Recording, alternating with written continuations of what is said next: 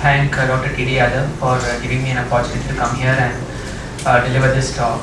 I will be talking about benign diseases of the liver, focusing on hemangioma, focal nodular. Liver lesions can be of two types. These can be benign lesions and malignant lesions. The focus of talk is benign lesions. These can be classified as those arising from the epithelium and those arising from the mesenchymal tissue. The lesions arising from the epithelium can be further subdivided into those arising from the hepatocytes, which include adenoma, focal nodular hyperplasia, and nodular regenerative hyperplasia, and those arising from the bile duct cells, which include the bile duct adenoma and biliary hamartoma. The mesenchymal tumors can be hemangiomas, can be angiolipomas, and can be leiomyomas. And the focus of today's talk is on hemangioma, adenoma, and focal nodular hyperplasia. Now, coming to liver hemangiomas, these are the most common benign neoplasms of the liver. They have an estimated prevalence of 5 to 20%. They are 5 times more common in females, and the mean age at detection is around 50 years. Giant hemangiomas are those hemangiomas which are more than 10 centimeters in size. The exact pathogenesis of these lesions is not very clear, but hormonal factors have been implicated because these lesions are more commonly seen in females. They may express estrogen receptors, and accelerated growth is seen in hyperestrogenic states like puberty, pregnancy, and with OCP usage.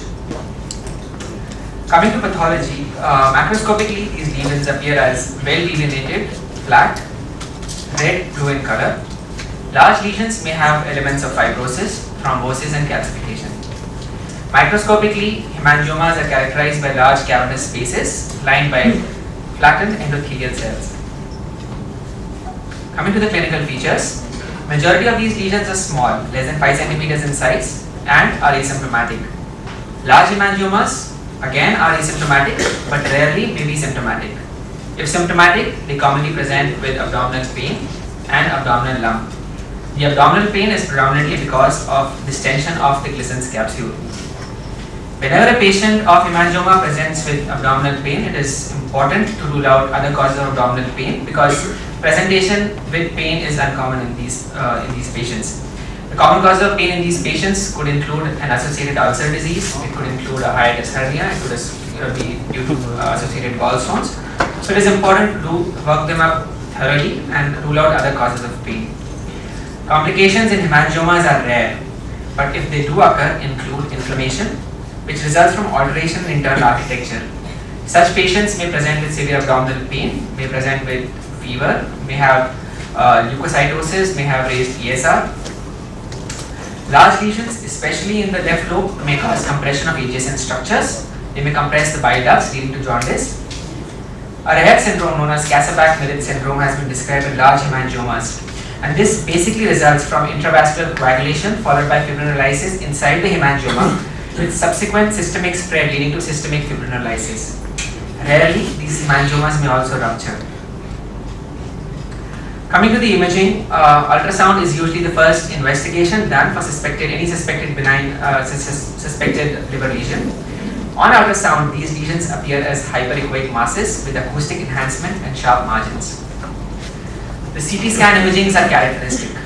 What we see here is that there is peripheral nodular enhancement, which is a very typical feature of a hemangioma, and this contrast enhancement is seen on it is followed by central enhancement, and it persists on the delayed phases.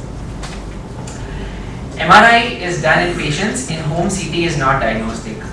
Now, MRI for hemangioma is considered to be the gold standard investigation. It has a sensitivity and specificity both of more than 95%. Now, what we see on an MR is that on a T1 weighted image, these lesions appear as hypointense, and when we see the heavily weighted T2 weighted images, we see that these lesions are hyperintense, and this is classically known as the light bulb sign. This again an MR image T1 and T2. On T2 we can see a hyperintense lesion, which is the light bulb sign. Now, certain type of hemangiomas may have atypical imaging, and these include the giant hemangiomas. Now, the cause of atypical imaging in these group of hemangiomas is because there may be focal areas of thrombosis, extensive hyalinization, and fibrosis. However, it is important to remember here that even in these lesions, there would be peripheral nodular enhancement on a CT scan and strong hyperintense signals on a T2 weighted image, and this helps in the diagnosis. Now, atypical imaging may also be seen. A liver biopsy is contraindicated. However, MR imaging actually can diagnose nearly all liver hemangiomas, so liver biopsy, even if is needed, is done in very exceptional circumstances.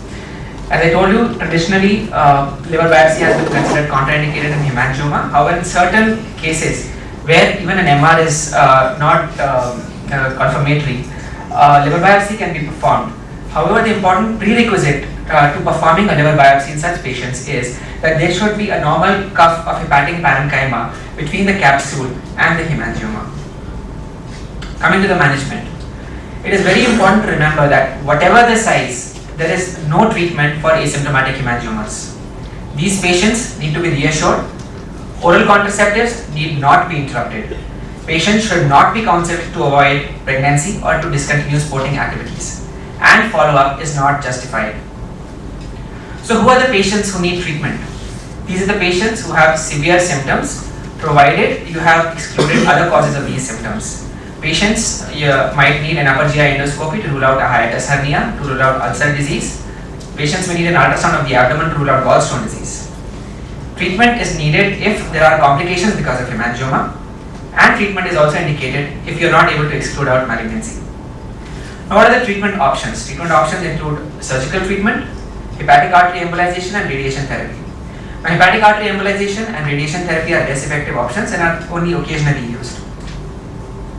Now, what are the surgical options? Surgical options include enucleation, anatomical resection, which could be done via an open or a laparoscopic approach.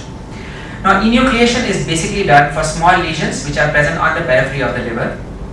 Anatomical resection is preferable in those lesions which are deep-seated and are close to major biliovascular pedicle. Now, there are a lot of recent reports which have advocated laparoscopy and have documented success of laparoscopy in managing benign lesions. However, it is very prudent to remember that the indications for treatment, even though you have a minimally invasive tool, remain the same as in an open surgery. Now, coming to the second benign lesion of the liver, the second most common lesion, which is the focal nodular hyperplasia. This again is 9 times more common in females, seen in women between 30 to 50 years of age group. Now, the pathogenesis of this lesion is different from that of a hemangioma.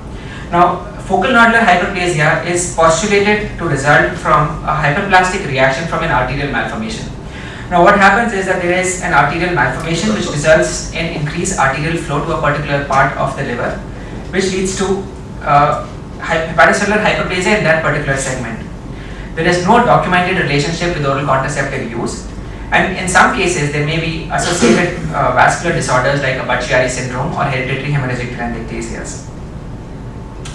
Coming to the pathology, these lesions are usually well circumscribed, unencapsulated, solitary masses, and there is a characteristic central fibrous scar that radiates into the liver parenchyma. Now, on microscopy, there are benign hepatocytes which are partially delineated by fibrous septae, and there are large dystrophic vessels in these fibrous septae, ductular proliferation, and inflammatory cells. Now, again, like in hemangioma, these lesions are predominantly asymptomatic and detected incidentally on routine imaging. If symptomatic, patients may present with vague abdominal pain because of, again, stretching of the Grison's capsule, or large lesions may cause pressure symptoms, especially left lobe lesions.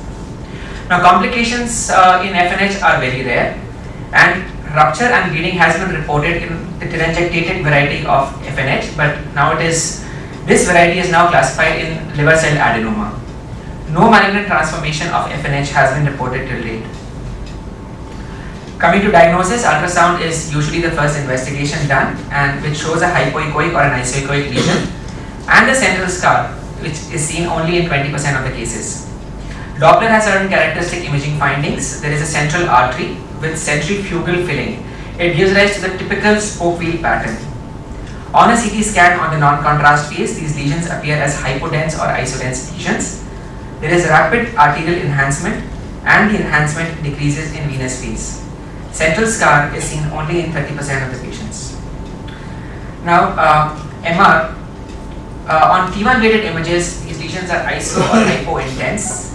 T2 again iso or slightly hyperintense. Now the important thing to remember here is, if you can see the scar, it is strongly hyperintense on T2 aided images. Now even after an MRI, if there is a doubt in diagnosis, a sulfur colloid scan can be employed. Now in this scan, technetium 99M is used, which is an agent which is taken up by the Kupffer cells of the liver. All liver tumors are cold except FNH.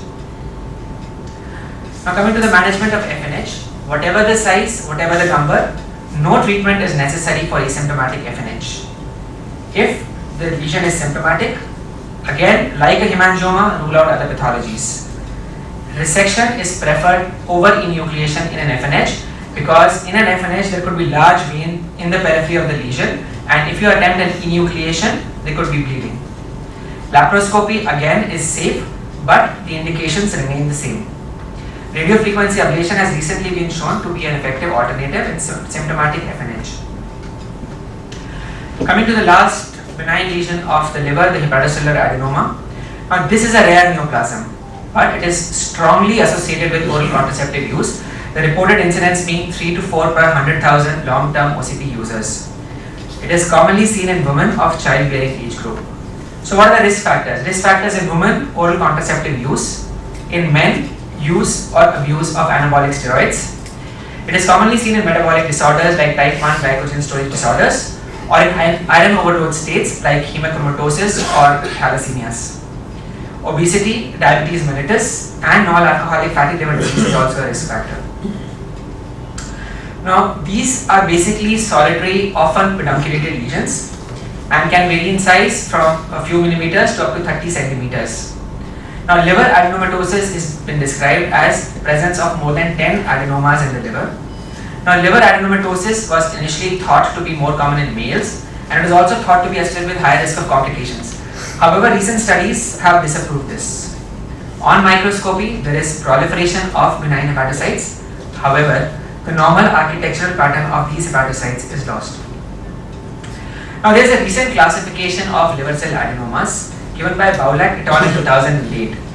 Now, the authors have classified liver adenomas into 4 types. This classification is known as the genotype-phenotype classification and has important bearing in the management of these lesions. Now, the type 1 liver cell adenomas are due to mutation in the hepatocyte nuclear factor 1 gene. It accounts for 35 to 40% of the cases and is exclusively seen in females. These lesions have a lot of fat content, so they are highly steatotic. Adenomatosis is seen in type 1 lesions, and it is important to remember that there is no risk of malignant potential in these lesions. Type 2 liver cell adenomas, they result from mutation in the beta-catenin 1 gene. Accounts for 10% of the cases, seen more common in males but can also be seen in females. And these type 2 lesions have a risk of malignant transformation, and this is because of the presence of mutation of beta-catenin gene. The third variety is the telangiectatic or the inflammatory variety, which accounts for more than 50% of the cases. It is common in obese females but also can occur in males. 10% of these can have beta-catenin mutation, so have a risk for malignant potential. Type 4 are the unclassified types, account for 10% of the total liver cell adenomas. Now, majority of liver cell adenomas are asymptomatic, and they may be symptomatic if they are large and they can cause dragging sensation in the right hypochondrium. Now, what is the importance of liver cell adenomas? Now, these are important lesions because they can result in spontaneous bleeding in 20 to 40% of these cases. Now, what are the adenomas which are at risk for bleeding? Lesions which are more than 5 centimeters in size, occurring in pregnancy, and those associated with oral contraceptive use. Rupture is also reported in 10% of the cases.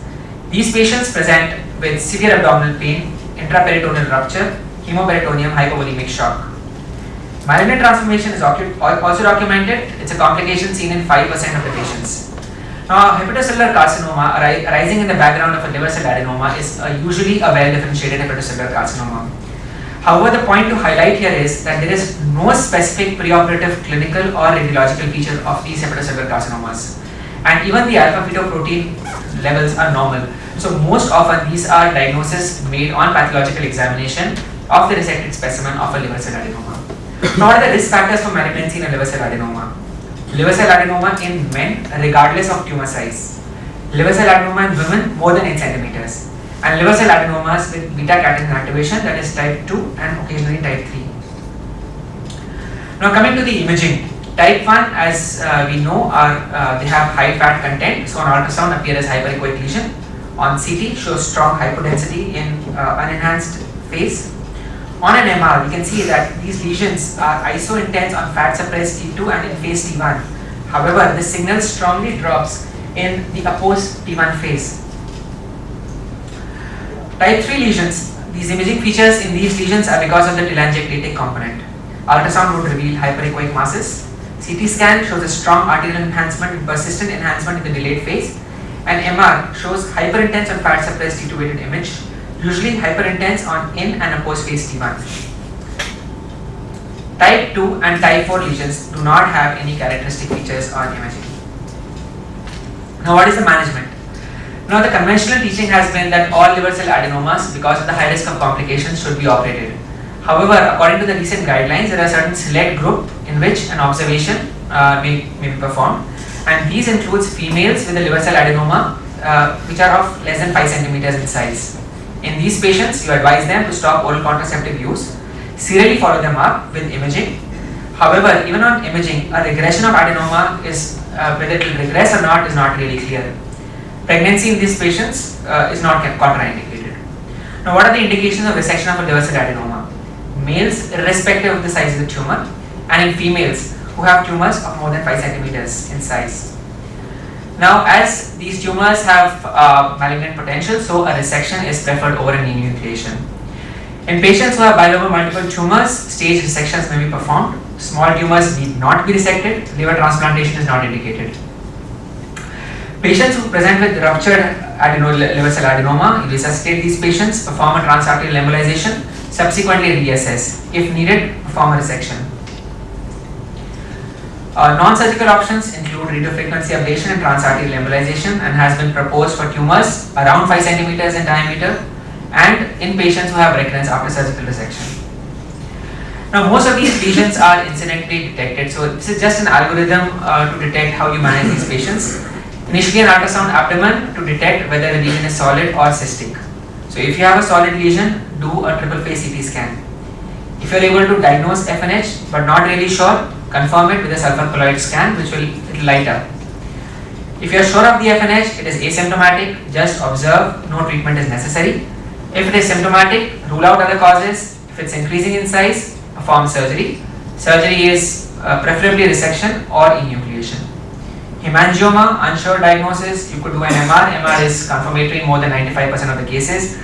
Biopsy may be done in an occasional case. If the lesion is asymptomatic, regardless of the size, observe. If it is increasing in size or if it is symptomatic, operate, enucleation or resection. Liver cell adenoma in males, in patients who have beta-catenin mutations, in females when it's more than 5 centimeters in size, operate, otherwise you can follow them up with serial imaging. If it is now non-diagnostic or a non-contrast on a triple phase CT scan, then there is a role of tumor markers, FNAC.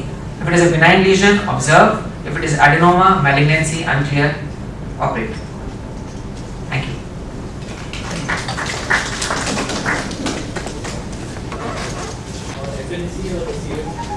FNAC probably is not adequate as a sample. So beta-catenin mutation, the studies have been done from the specimen per se or from a true cut biopsy, a core biopsy.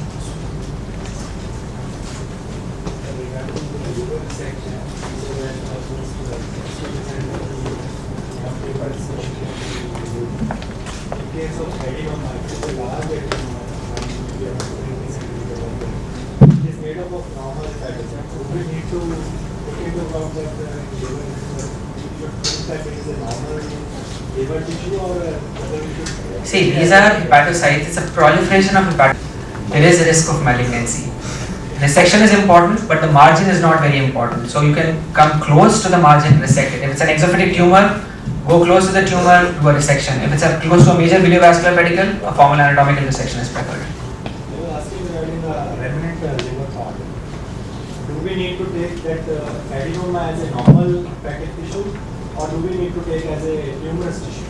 It is a benign tumor with a malignant potential. It is not a normal liver tissue. It is proliferation of abnormal hepatocytes which may progress into malignancy. Excuse me, sir. 90 98%. And if it is not diagnostic, can we go for this RBC scans? Is there any role of it? See, as in the last the algorithm which I showed, there is a role of RBC scan. There is, and that it would have a role even prior to doing an FNAC. So, but with the current day imaging, it's close. The accuracy of an MR in diagnosing a hemangioma is close to 100%.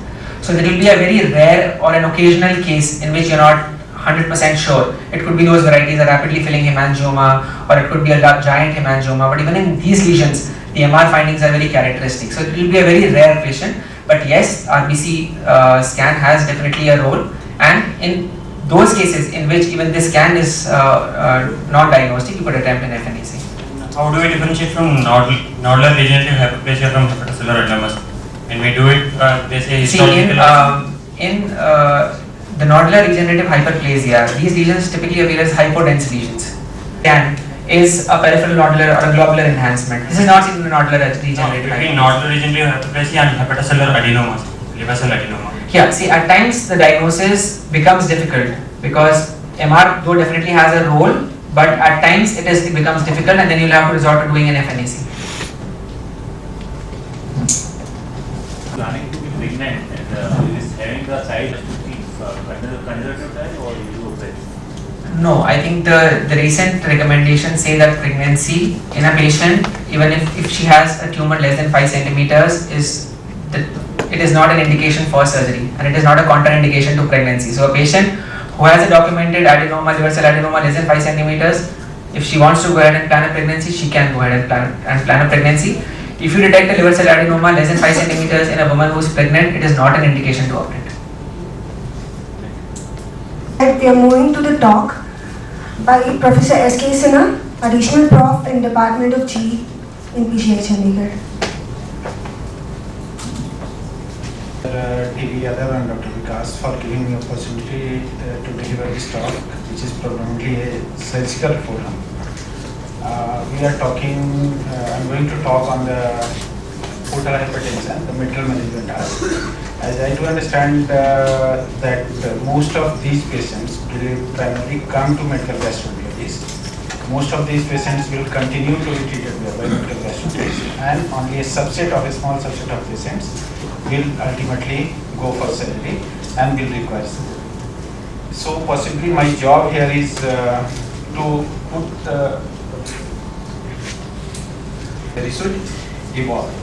Before going into the proper thing, because I have to cover mainly the endoscopy aspect. So let's first see what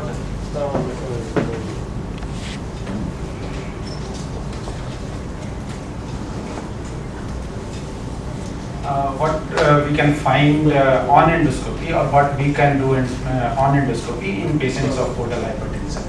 First, I would like to show you some lesions. Almost all patients, many patients will have varices. Varices now we have to classify into small varices and large varices depending on diameter. So this is typical appearance of a small varices. This is typical appearance of large varices, and then we have a stigmata of bleeding here in one of the columns.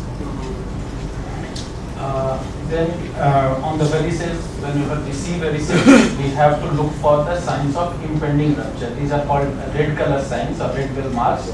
So these have to be picked up, and accordingly this will come into decision consideration. Then we have in the blood varices, the stigmata of bleeding. Either this can be adherent clot, or this can be overt bleeding, where you can see a clear-cut jet coming from the varix.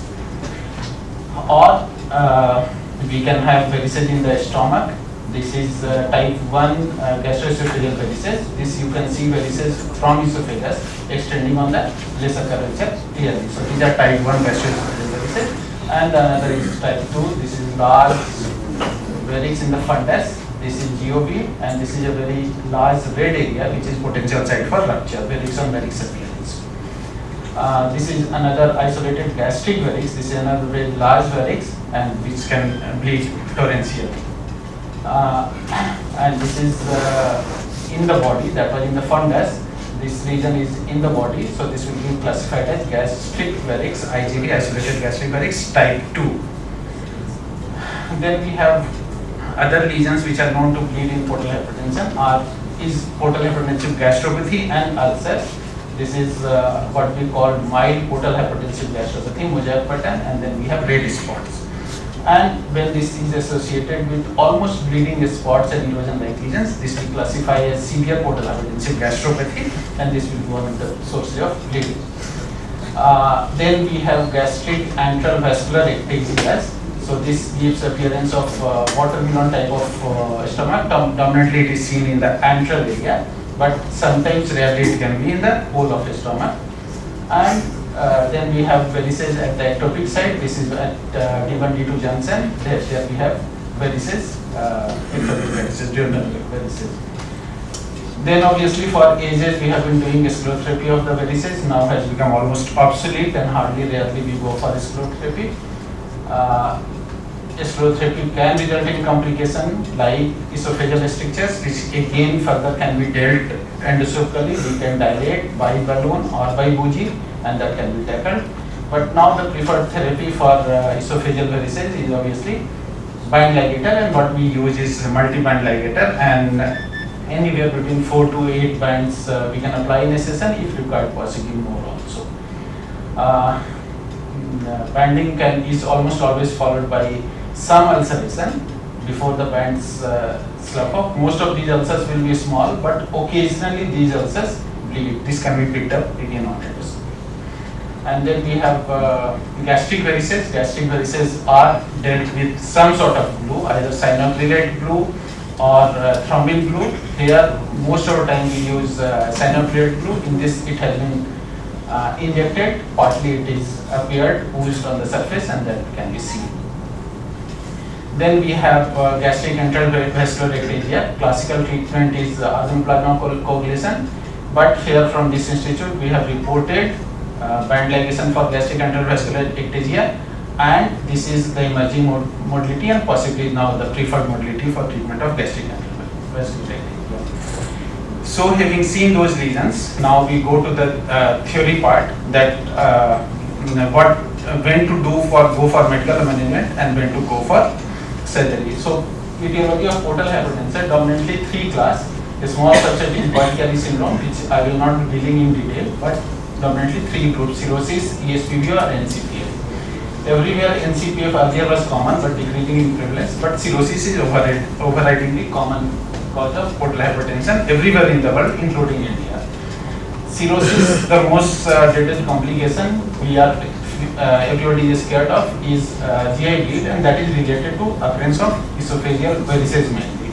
And the prevalence of varices depend on the child class. As the child class worsens, the prevalence of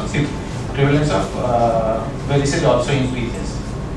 And even in those who don't have varices, almost 8 to 10% will develop further varices every year, and those who have a small varices will progress to large varices, which ultimately leads to bleeding. The risk of variceal bleeding is approximately 10% per annum, and mortality previously in acute variceal bleed was of the order of 50%. With improvement, it has come down, but still is in the order of 20 to 25%, and most of these deaths will occur within 4 to 6 weeks of index of bleeding.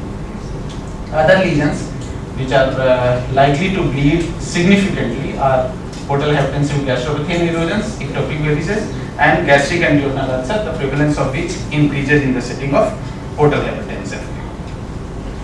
Determinants of variceal bleeding is basically portal pressure, permissible normal. As we all know, normal pressure is less than 6. Between 6 and 10, the risk started rising, but actually the permissible pressure, most of the varices you bleed will have the portal pressure more than 12 millimeter of mercury, but the risk rises disproportionately when the pressure is more than 20. And as the child class worsens, the risk of bleeding increases, the size of varices, the bleeding risk increases. If there is associated coagulopathy or if there is associated thrombocytopenia, there is some increase. And after the index first episode of bleed, the risk of rebleeding disproportionately rises. The bleed occurs because of variceal rupture, and variceal rupture is dependent on 3 factors. One is the portal pressure, which is clinically measured by hepatic venous pressure gradient, and on the size of varices. The larger the size of the varices, larger is the tension in the wall of varices, larger the risk of rupture, and thickness or strength of the wall. This, when I was showing you the red color sign, that actually means focal weakness in the wall of varices, and that is actually pre-rupture stage. So as per the guidelines, all patients who are diagnosed with cirrhosis, they need to undergo endoscopy, and once endoscopy is done, we have to classify the varices either small or large, or if we use 3-step classification, then small, medium and large, and we have to record the presence of red color signs on the varices, because that will determine the treatment. So if the patient doesn't have, if we do endoscopy and if patient doesn't have varices, they need to be put on, they can be put on beta blockers, because they can reduce the risk of occurrence of varices, but the benefit is very small and practically gets nullified by the significant side effects. However, in these patients who have compensated cirrhosis and no varices on initial endoscopy, they need to have repeat endoscopy after 3 years. However, if decompensation occurs at any stage, they will be re-scoped, and subsequent to that, they will be re-scoped every year at least. Then we come to a small cirrhosis with a small varices which have not bled. The risk of first variceal bleeding is small, around 7% in 2 years, and if beta blockers is used, that is further reduced to 2% per year. The progression from small to large varices occur in 37%, and those in 3 years time, and as the varices size increases, the risk of bleeding increases. So recommendation for this subset of patients with unbled small varices, we are talking of primary prophylaxis, because these patients have not bled so far. So these patients, they varices to some extent will depend on the risk of stigmata of bleeding, and this includes the child B class, C class, and the presence of red color signs, as I have shown you earlier. They can be put on non-selective beta blockers like propranolol or nadolol to prevent first bleeding episode. In patients with cirrhosis and small varices, that have no criteria for increased risk, meaning that they are child class A and don't have the red color sign. Beta blockers can be used. However, in this subset of patients, risk of bleeding is very small, so they can simply be followed also. In these patients, endoscopy, in contrast to patients with no varices, they need to have endoscopy repeated at 2 years. However, again, if decompensation occurs any time, they will have endoscopy, and that will be repeated subsequently annually. However, in those patients who receive beta blocker, we don't need surveillance endoscopy to see for change in size of varices or disappearance of varices. Then we have patients with medium or large varices who have not bled so far. In them, the risk of bleeding is almost 20%, but with the use of beta blockers, that will reduce to almost 14%, and there is also significant reduction in mortality. Meaning thereby that if we treat 10 patients, possibly we will be preventing one bleeding episode in one patient. And this benefit maximally comes if we are able to measure or follow up with the hepatic venous pressure gradient. Those who have more than 20% reduction and absolute value less than 20, they will benefit maximal. But even 10% reduction from the baseline results into the significant risk reduction. The dose of beta blocker should be maximal tolerated dose. The target is to decrease the heart rate measured at baseline by 20%, but not less than 55. However, the limitation of beta blocker, because they are contraindicated in practically 50% diabetes, congestive cardiac failure, heart blocks, like bronchial asthma, that type of thing, and another 50% will have adverse effect leading to withdrawal of these things, and abstinence even in bleeding and other complications. They need to be vaccinated against viruses as appropriate, like hepatitis. Somebody coming with alcohol or hepatitis C etiology has to be vaccinated for hepatitis B, and they have to be concerned on the safe use of drugs, particularly avoiding the hepatotoxic drugs and NSAID, which are a very important cause of recurrence of rebleeding. Liver transplantation referral will be according to standard indications. Now, when to consider for TIPS? One of the important indication for TIPS or shunt, portal hypertensive shunt surgery, which is the failure of complete bleeding. The time frame is within 5 days of the index bleed, or failure of secondary prophylaxis. Failure to complete bleeding, control the bleeding is defined as per the Babino 5 consensus. The fresh hematemesis or nasogastric aspiration of more than 100 ml of fresh blood more than 2 hours after a start of pharmacotherapy or endotherapy, or development of a hypovolemic shock, or more than 3 grams drop in hemoglobin and 9% drop in hematocrit within any 24 hours period if no transfusion is given, or adjusted blood transfusion requirement index of more than 0.75 any point of time during these 5 days. And the failure of secondary prophylaxis is defined as any single episode of clinically significant rebleeding from portal hypertension source after 5 days, resulting in any of the following: either hospital admission, blood transfusion, or more than 3 grams drop. This is in contrast to some of the previous recommendations where 2 episodes of bleed are required to be qualified for this. Those patients who have some of the patients are very high risk of occurrence of rebleeding, and these patients include those who have a very high child score of almost they are in child class, child C, or those who have hepatic venous pressure gradient more than 20. So that can be considered early in those patients. But there are some other indications which come into consideration for possibly strictly not a medical indication. Like some of who has very staying in a very remote area, who doesn't have rapid access of medical facility, they can be considered for one-time procedure like TIPS or shunt. Some of those patients who have very rare blood group, those who are unwilling for repeated procedures like endoscopy for some regions, or where endoscopy is contraindicated, or those who are unwilling for endoscopic treatment, they also can be considered directly either for TIPS or the shunt surgery. TIPS has been shown, efficacy has been shown for secondary prevention, as I mentioned already, and in ascites. In uncontrolled trial, in a variety of subset of patients of portal hypertension, it has been shown to be efficacious. However, it is still not recommended clearly for primary prevention of variceal bleed, meaning thereby any patient who has not bled should not be taken for TIPS or shunt as such.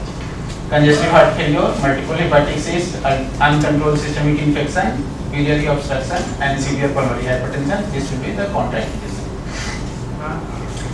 When we see the TIPS versus shunt surgery, the rebleeding rate is clearly in favor of the shunt surgery, and TIPS rebleeding is lesser compared to endoscopic therapy. However, if we see encephalopathy is clearly more in the setting of TIPS and shunt surgery. However, if we come to mortality part, the both are similar. So actually the benefit of rebleeding doesn't actually translate into improved mortality with the shunt surgery and TIPS. Gastric varices, we have already types I have shown you. Prevalence is seen in 5 to 35% at initial diagnosis, and then increases with time. Risk of bleeding is around 25% in 2 years time, but the risk will be higher for IGV compared to GOV, and bleeding rate after index bleeding will be quite high, and again the risk factors are similar to esophageal varices. GOV1 which are in continuity with esophagus, they are treated like esophageal varices. Isolated splenic vein thrombosis can be associated with only gastric varices or sometimes gastroesophageal varices. They need to be treated separately, not primarily by endoscopy, but they can undergo surgical therapy. And endotherapy of IGV isolated gastric varices or gastroesophageal varices type 2 includes endoscopic glue injection, either cyanoacrylate or the thrombin glue. EVL has been shown to have associated with high rebleeding rate, so this is not the preferred therapy. TIPS has very efficacious for bleeding and particularly acute bleeding, but again the risk of encephalopathy stays. Next, coming to the extrahepatic portal vein obstruction. We have to divide into two parts. One is the chronic ESPVO, where we have portal cavernoma, no evidence of acute thrombosis, and this subset of patient, no role for anticoagulation as of now. Varices are actually present in most of the patients, but the risk of bleeding and complication is less than cirrhosis, and the mortality is much less. Primary prophylaxis, recommended primary prophylaxis is either beta blocker or EVL. For secondary prophylaxis after index plate, combination is superior. In primary prophylaxis, either or, whereas in secondary prophylaxis, combination, and acute varicose vein is very similar to the cirrhotic setting. One important problem in the setting of ESPVO is portal biliopathy. Detailed, I will be covering in detail in the afternoon. Asymptomatic can be left as such. Symptomatic patients who have bile duct stones, they can be tackled by endoscopy, particularly if there is no dominant stricture. If there is dominant strictures, they can be considered for stenting, but most of the patients will undergo shunt surgery if possible, and if not relieved, then possibly videoentric procedures. Interestingly, Bobino 5 recommends Rex shunt in children with ESPVO, not in adults. In almost all patients, it has recommended that if possible. This is definitely a controversial indication and controversial statement and controversial indication, and this practice is not widely followed, although the recommendation has come, and this will also depends on the local experience and local expertise. Treatment of recent ESPVO defined as symptomatic patients with abdominal pain, ascites or fever in the absence of portal cavernoma, and there are no collaterals. Most of these patients will have underlying problem like cirrhosis or malignancy. They will be separated and treated differently. But those who don't have any of these things, they have to be put on anticoagulation. Initially low molecular weight heparin followed by oral anticoagulation. This should be minimum 3 months. After that, prothrombotic workup has to be done. If any positive, then possibly lifelong anticoagulation. Then another problem is NCPF, non-symptomatic portal fibrosis. These patients have preserved hepatocellular function, but they typically present with hematomesis melena, and almost all of them will have esophageal varices, and 1/3 of the patients will have gastric varices. So they typically present with bleed. However, mortality from the variceal rupture is not as high as seen in cirrhosis because of preserved liver function, and still we have to go for the prevention of bleeding or the treatment of varices. Survival is much better. Portal hypertension, gastropathy is less common in this patient, and in acute variceal bleed will be managed almost in a manner similar to cirrhosis.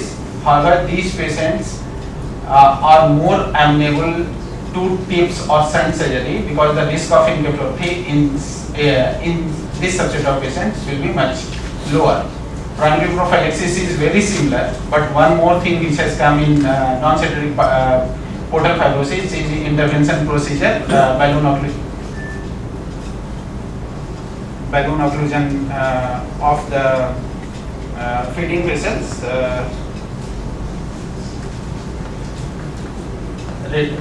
radiologically.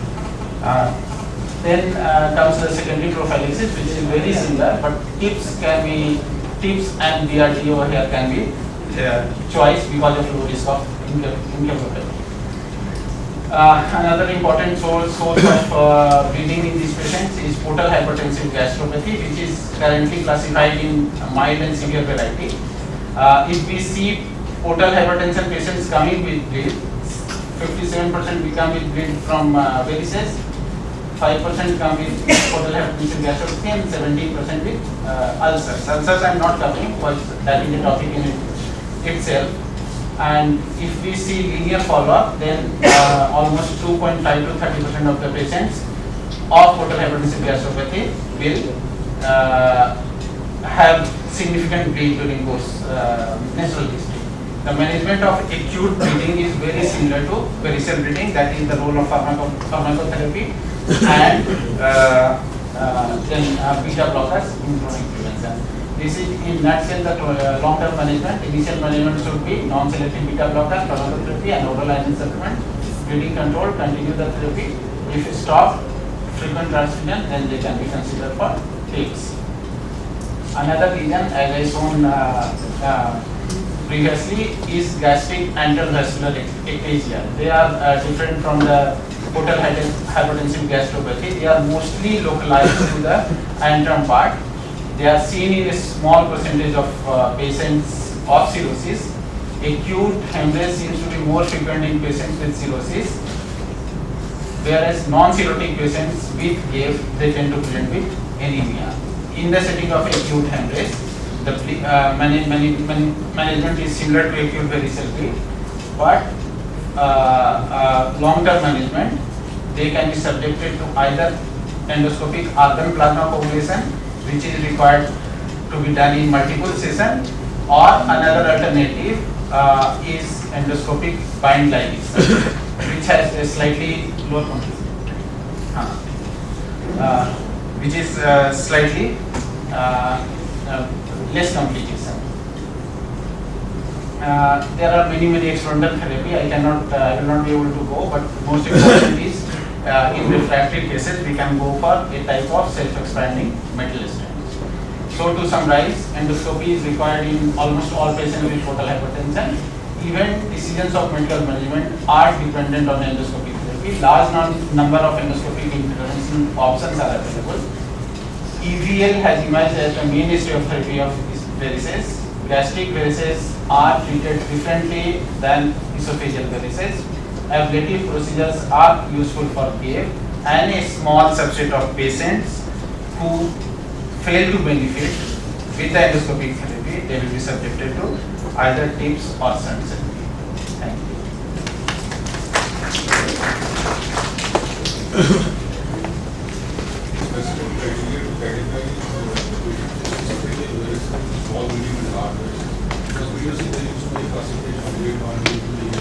There are almost a dozen of classification evolved over a period of time.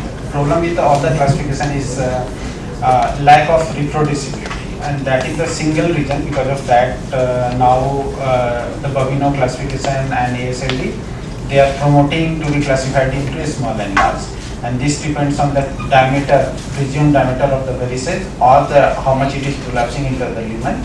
The cutoff is 5 mm. Less than 5 mm is called small varices, and more than 5 mm is labeled as large varices. Another system which again ASLD tends is now again going for it is small, medium and large, without going into that. And there is just prolapsing visible vessels, 1, 2, less than 1/3 lumen is covered in distended when we do endoscopy, then it is called medium, and if more than 1/3 lumen is by the prolapsing venous column, then they are called small varices. Select group of patients, as I was trying to show you patients like those who develop contraindication, who have contraindication for beta blockers, those who develop significant side adverse effects have to discontinue, or those who are not willing to take pills on day-to-day basis for years altogether, they can be offered EVL.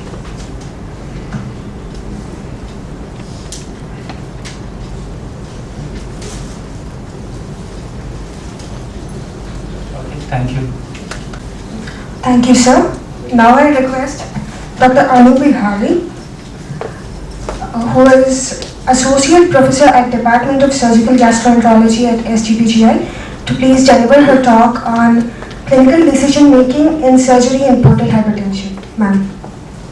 Morning, and I would like to thank the organizing committee for giving me this opportunity to be here. It's a pleasure and an honor.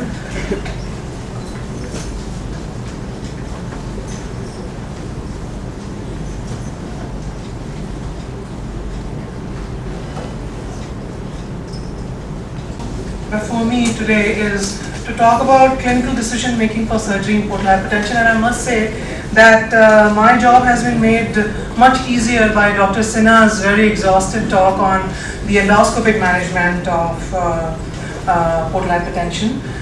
Now, at the very beginning, let me say that I'm going to stick to very basic considerations and concepts behind decisions that we take for surgery in portal hypertension. And I always feel that if we answer a few of these questions, it helps us to make these decisions. And for me, these questions are, what exactly can surgery achieve in portal hypertension? What are the tools and techniques which are available to this situation?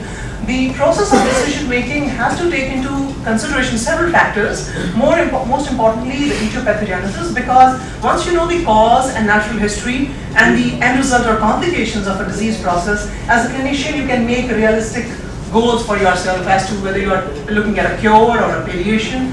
And if you know the availability, efficacy and cost of the available tools and the expertise, you can make a rational selection of which one you are going to choose. Most importantly, the presentation. How has the patient presented? Is it an emergency situation, or is it a more subacute or a delayed kind of thing, which puts the whole thing in perspective and allows you to think as to how quickly you have to come to a decision.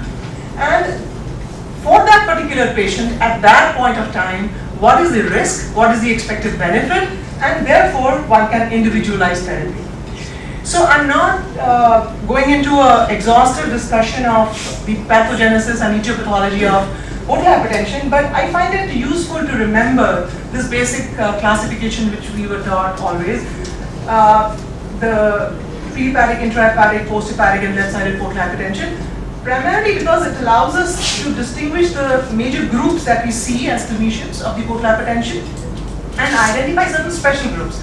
For example, left-sided portal hypertension, which usually results from splenic vein thrombosis in the setting of acute or chronic pancreatitis and their sequelae, is completely treated by surgery, that is a splenectomy. But the post-hepatic, I'm not going to great details about this because this is rather a special entity with certain complex issues about management, and I'm going to restrict myself to the two broad groups of cirrhotic and non-cirrhotic portal hypertension, because between the three of them, they are the ones which we as Indian clinicians see most often. So whatever be the initiating factor or etiology, what happens in all patients with portal hypertension is opening up of these portosystemic communications, and this happens at various sites, but of the most clinical importance are the ones which develop at the lower end of esophagus and the G junction, and is responsible for the major clinical presentation that is often up to GI bleed. But they may happen at other sites and may become clinically relevant, say for example a patient with neuropathy or biliopathy, and I'll come to these later. So if you see a patient with portal hypertension, the clinical picture is going to be dominated, depending upon the underlying etiology, either by features which are a direct consequence of the increased portal pressure, that is the, say, esophagogastric varices. However, in patients with non-cirrhotic etiologies, other features like splenomegaly, which can be huge, with or without hypersplenism, which often becomes painful. Ascites is usually transient, and as we are controlling acute bleeds more and more often, especially in patients with EHPVO, we are becoming more and more familiar with the fact that many of them come with delayed presentations like complications like biliopathy, chorlopathy, etc. In patients with underlying cirrhosis, varying degrees of liver failure, usually in the form of ascites and encephalopathy, and at times precipitated by or aggravated by the bleeding episode is seen. So the clinical picture will be a combination of symptoms of portal hypertension and liver failure, the relative contribution depending upon the underlying etiology. I keep on saying this, and as a prototype, if I take EHPVO as a prototype of non-cirrhotic and cirrhosis as that of a portal hypertension with diseased liver, a patient usually has multiple episodes of relatively well-tolerated variceal bleeds in the EHPVO. However, moderate to massive splenomegaly and hypersplenism is usually common. The hypersplenism may not be symptomatic in the vast majority. We often see biliopathy. We have become more aware of the issue of growth retardation. And in patients with cirrhosis, along with variceal bleeding, there is usually relative decompensation.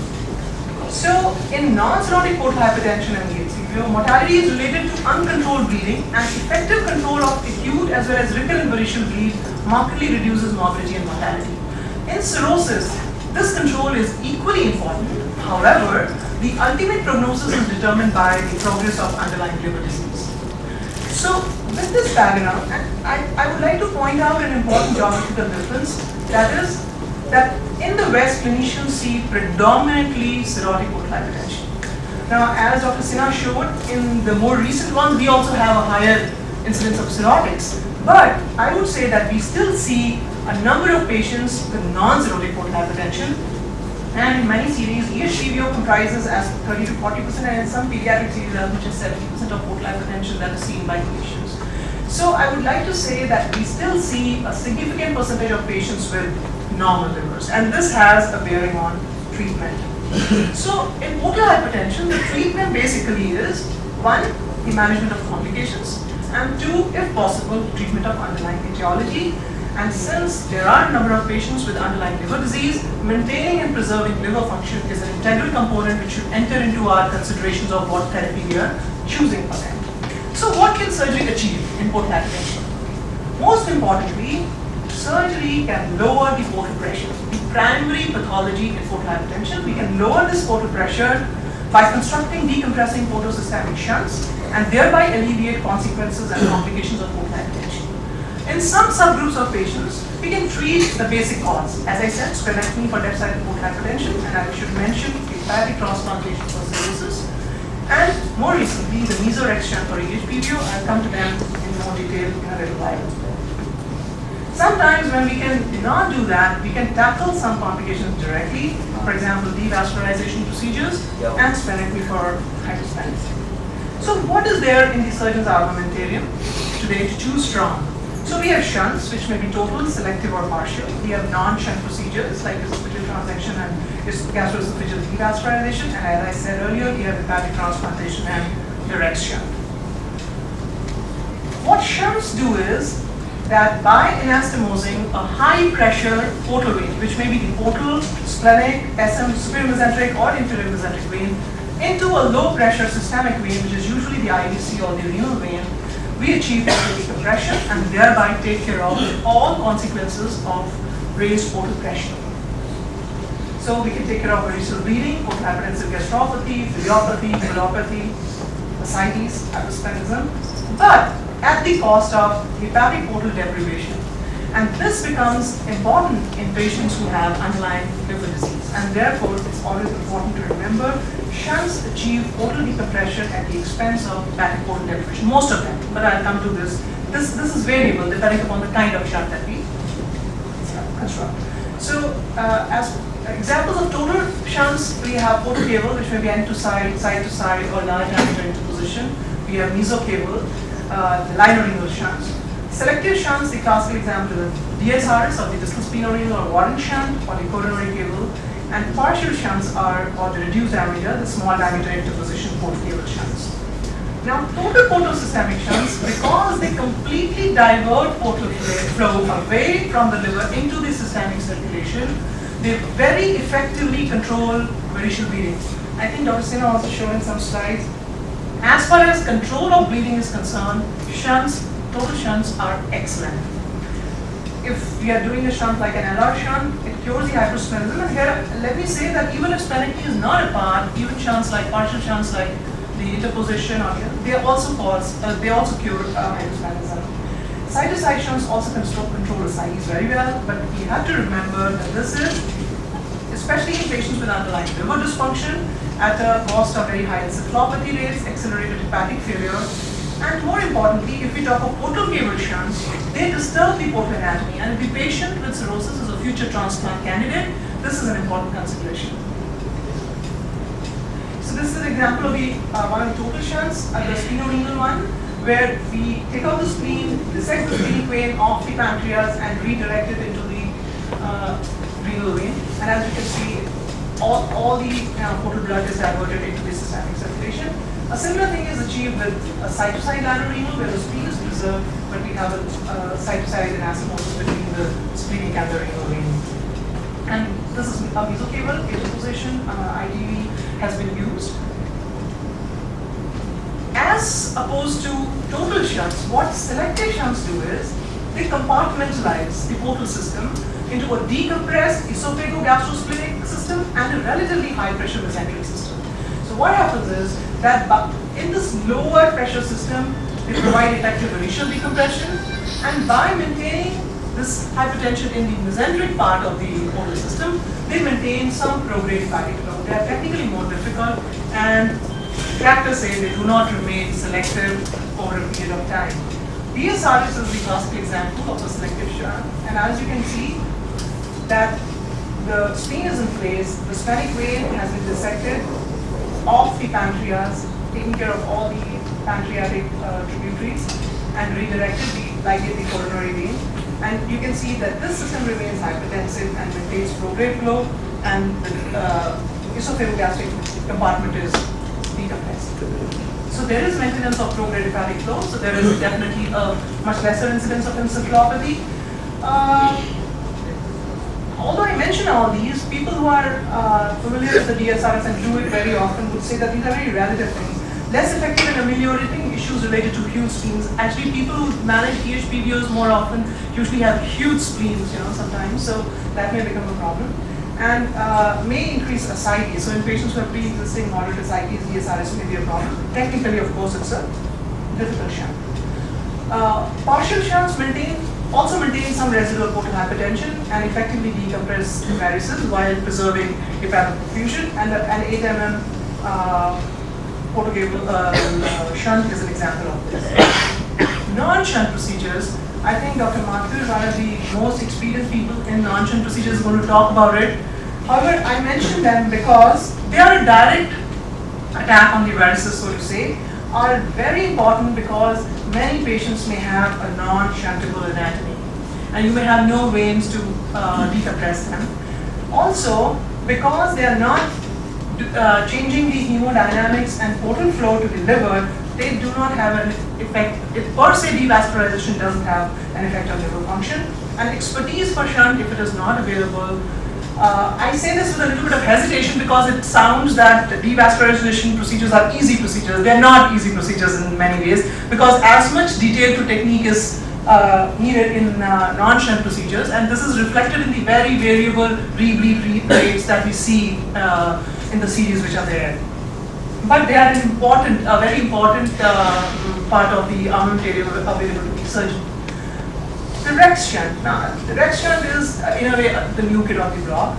I put it separately from all other shunts because this is one shunt in which we are taking care of the fact there is portal vein thrombosis. What we are trying to do is have an interposition bypass or a graft between the superior mesenteric vein and the left portal vein to the recessus umbrella. I have no personal experience with this shunt, but this is being touted as almost a paradigm shift in EHPVO because it is achieving portal decompression without altering or without depriving the liver of its blood supply.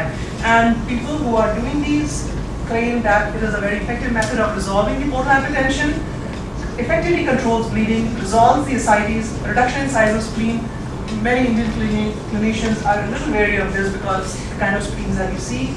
A growth spurt is often recorded. There is normalization of coagulation parameters and reversal of encephalopathy, which is related to spontaneous shunts. In fact, people who do Rex shunt believe that the liver is not as normal as we think in EHPVOs, and we need to preserve the portal supply even in these patients.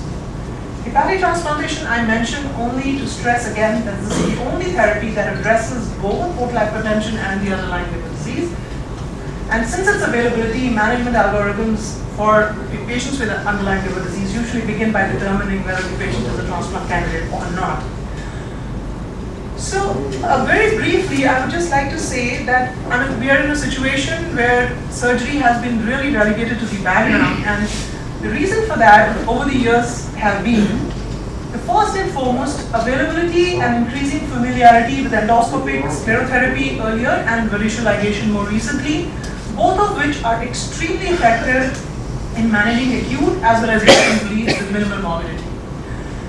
Availability of effective pharmacotherapy for primary prophylaxis, increasing availability of TIPS, which is actually a shunt. It is a shunt, create non-surgical shunt, so achieves everything which a surgical shunt can without compromising the portal anatomy. and increasing availability of this as a, to treat endoscopic failures and to act as a bridge for transplant. It acts as a total shunt created radiologically and is successful in achieving hemostasis in 90% or more of patients. Also, increasing availability of hepatic transplant as a viable treatment modality for end-stage liver disease, high morbidity and mortality of emergency shunt procedures, and I would also say a gradually decreasing experience with surgical shunts kept on pushing surgery to the background. And therefore, we have a situation where endoscopic therapy is the mainstay. As I said, there are geographical differences, not only in terms of the fact that the West, there is predominantly cirrhotic portal hypertension, a greater and easier availability of hepatic transplantation, availability and increasing experience with TIPS, easier access to healthcare, and in the West, surgery is generally much costlier than non-surgical modalities. In India, where we still see a significant proportion of patients with non-cirrhotic portal hypertension, also we have become aware of the fact that, especially in EHPVOs, apart from the acute bleeds, there are a lot of delayed sequelae which have not been really highlighted in literature, and I'll come to them in a while. Relative lack of availability of expertise for TIPS, transplantation less feasible because of, say, finances or availability, and surgery often a cost-effective one-time viable option. So when we make our choices, we should keep in mind all these things. Coming back to what are the situations in portal hypertension where surgery can help, let's go over them one by one. As Dr. Sinha has dealt in his previous talk, and let me reiterate, the first line of management in acute variceal bleed in portal hypertension is a combination of pharmacologic and endoscopic methods. It's available, it's effective in the large majority with minimal morbidity. TIPS can salvage first-line failures and is an effective second-line therapy. So where does surgery happen? As I said earlier, when done in the emergency setting. And if all of you were listening and you heard, what is a failure? Because I knew that an endoscopist would be talking before me, I have not put those detailed guidelines. You can imagine the kind of patient who comes to a surgeon in the acute setting. A patient, you have to do a technically complex operation which takes a long time, and the kind of patient you are getting is a patient who is bleeding. It has not been controlled. Maybe he is in coagulopathy, has received multiple transfusions and is in incipient renal failure. It's not surprising that the morbidity and mortality of emergency procedures is high. And I would say that as much as possible with the available means, if we can convert it into a semi-elective kind of setting, cirrhotics or good risk cirrhotics, that is child's age, do consider surgical methods. And I think Dr. Sinha really dealt with this. As in the acute setting, in the recurrent setting also, prevention of recurrent bleeding, it is endoscopy. Usually it is endoscopy.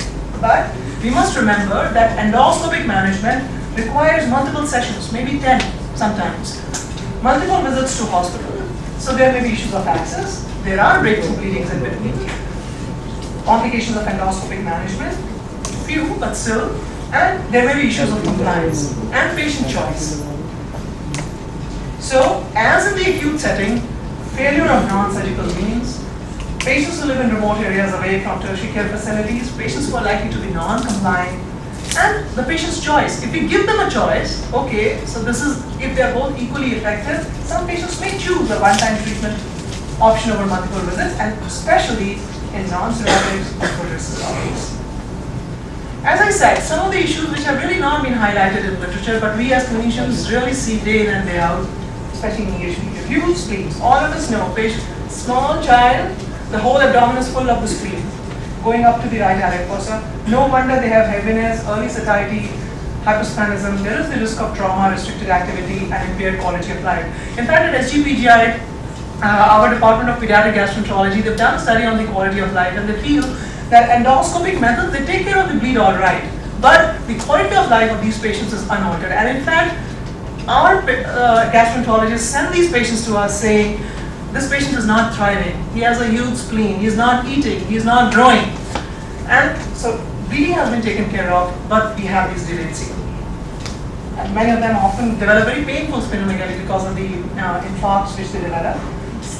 Hypersplenism is sometimes symptomatic, as you can see in this particular patient. Large majority is not symptomatic.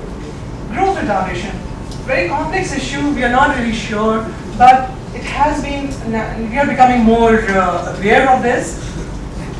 Biliopathy, Dr. Sinha mentioned this, endoscopy can take care of a lot of it. In the large majority, this is also more cholangiographic. It is symptomatic only in 5 to 10%, but patients who have dominant strictures in whom endoscopic therapy fails,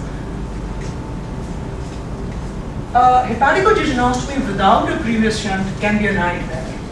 In many patients, photo decompression alone can reverse the biliopathy. I think recently there was an article from GB Pun. 65% of those patients did not require a direct attack on the biliary system and they were taken care of by the decompression. Even if you have to go in, if you go in after a shunt, things are so much cooler for you. It is easier to access. Like biliopathy, you can have anorectal viruses and portochlopathy in these patients. And in these patients, often more than one indication for surgery is there. And with effective control of acute bleed, there is a shift to surgery for delayed complications. When we looked at our patients, we saw that issues related to large spleen were the most common indication that we had. So how do we choose? We know that these are the things that are available to us. How do we make a choice? As I said in the very beginning, the liver functional status is of extreme importance. So if you have to choose a shunt, selective or a partial shunt is better. And always remember that they may be candidates for a future transplant. So usually tips may be better for them. Anatomy of the sphenoportal mesenteric abscess, most important because that will tell you which vein to choose, which vein is available, what is the size. And if it is extensive thrombosis, you may have no choice but to go for a devascularization procedure. Size of the spleen and presence of hypersplenism, I would say relative things you might consider. The site of the bleed, ectopic varices, usually will not respond to devascularization. The indication for surgery, whether it is emergency, elective, bleeding or others. As I said, high morbidity and mortality for emergency shunt procedures, better to do it in the elective setting. Presence or absence of ascites, because DSRS versus ascites, experience of the surgeon. I put it in the last, but it's extremely important. The choice and experience of the surgeon in a particular procedure. So, if I have to conclude and summarize, what is the role of surgery? Salvaging failures of non-surgical methods, both in the acute and the chronic setting, treating the underlying etiology, managing non-bleeding indications and delayed sequelae, which may be symptomatic splenomegaly, hypersplenism, biliopathy, philopathy. And when you elect to do it, tailoring treatment to an individual depending upon the liver function, expected natural history, venous anatomy, timing and indication of intervention, the site of bleeding, future intervention is likely to be required, and the surgeon's experience. And when well chosen and well timed, a surgery is and can be a single cost-effective one-time solution with good long-term outcome. Thank